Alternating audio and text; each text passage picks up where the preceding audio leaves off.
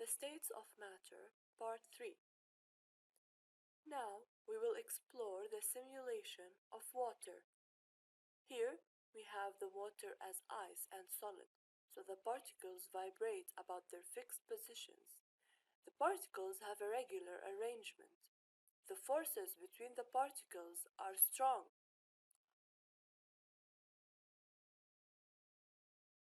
The temperature is minus 15 degrees Celsius, and as we add more energy, the temperature increases and it reaches 0 degrees Celsius. And you can see that there is a change from solid to liquid.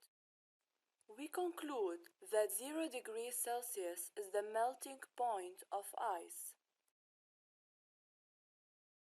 As we add more energy, the ice is melting, but the temperature is constant at 0 degrees Celsius. When it completely melts, the more energy you add, you can see that the temperature starts increasing again. It will keep on increasing until it reaches 100 degrees Celsius. At this point, you will see that the particles of liquid water are evaporating. So we can conclude that 100 degrees Celsius is the boiling point of water, where it changes from liquid to gas, heating it more.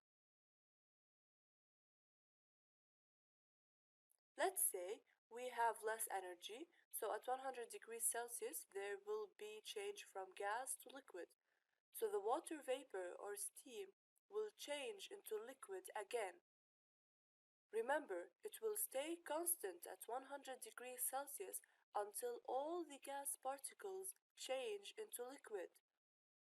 So cooling the water and decreasing the temperature where the water will remain in the liquid state until it reaching 0 degrees Celsius.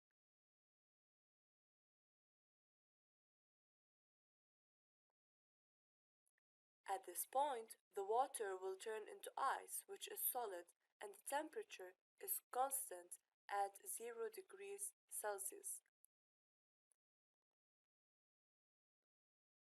So all the liquid changes to solid, and we conclude that the freezing point of water is 0 degrees Celsius.